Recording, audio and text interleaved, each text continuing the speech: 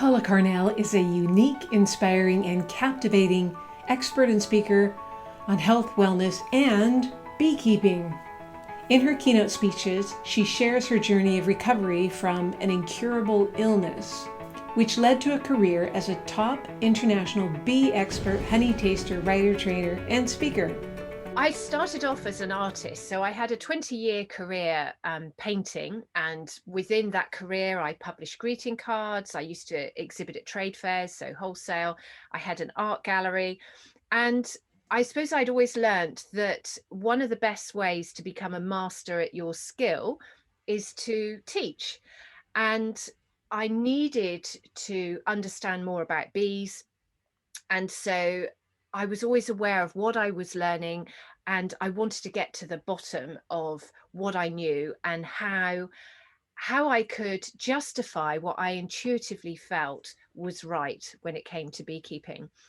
And so it was while I was ill that, to try and cope with the change of my life, knowing I wouldn't go back to being an artist, and to mentally cope with that kind of transition, it's thinking, well, what can I do?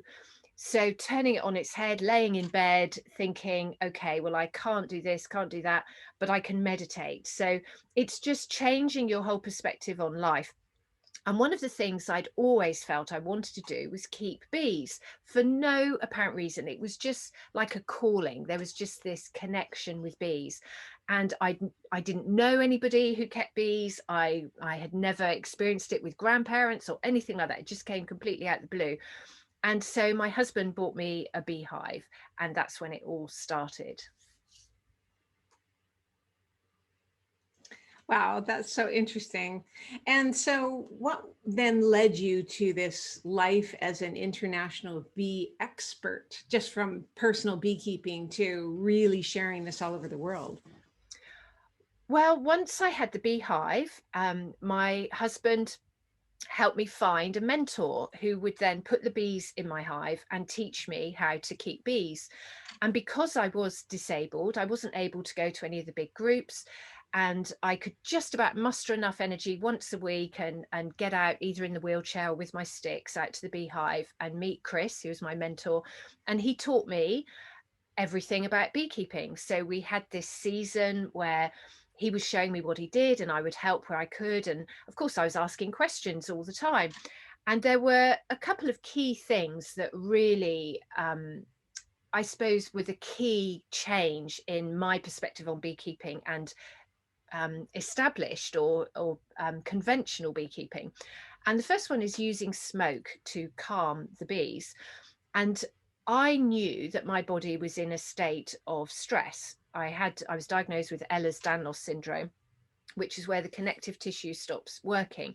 And my body was just exhausted. And because everything I did created stress, my body was in a permanent state of fight or flight. And I knew that that affected your digestive system.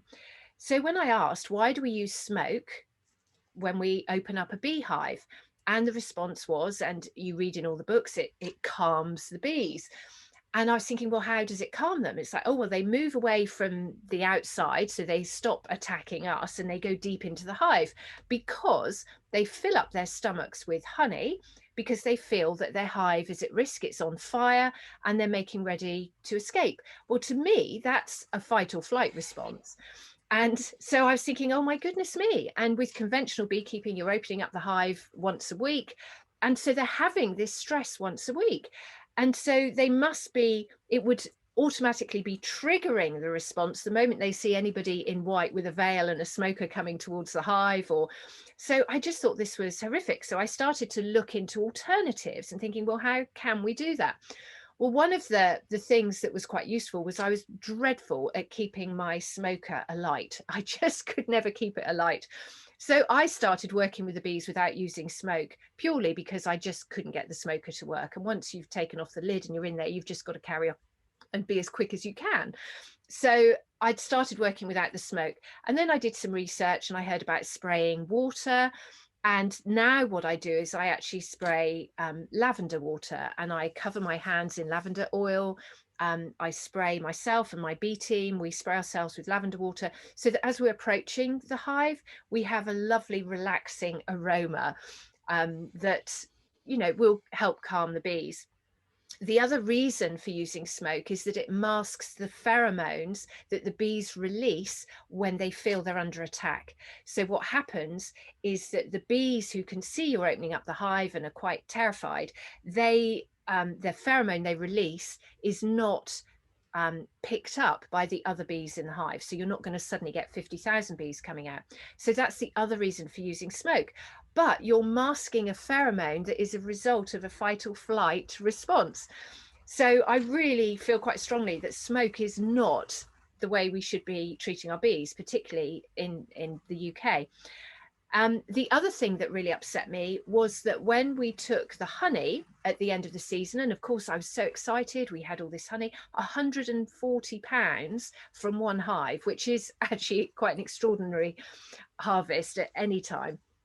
And Chris, my mentor, had said what calm bees I had, and you know, and how successful they'd been, and you know that I had a lovely colony, and they, you know, they hardly stung. You know, it was only if you caught them, you know, if you trapped them somewhere by accident, you know, if there was one on a basket and you put your hand on it, then that was the only reason you would get stung. And so we took out this honey, and there was £140, and we split it 50-50. So I had 70 jars of honey that I thought, great, that's all my presents sorted out for all my family and friends. I've got jars of honey, all the neighbours.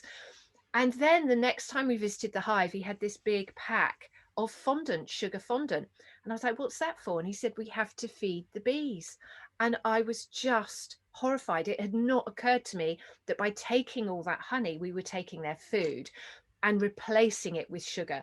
And again, through my own health, I knew that sugar was not good for our bodies. And by any stretch of the imagination, how could it possibly be any good? A processed white sugar, how could it be any good for wild animals, which are what bees are, wild insects? So the thing was that when I would bring this up with conventional beekeepers, and by the time I was recovering, I would go to a few meetings, and I would sort of mention this, and it was really, it was heretic, you know, to actually even challenge these established ways of beekeeping. And so I felt, well, I've got to prove why I feel it's wrong.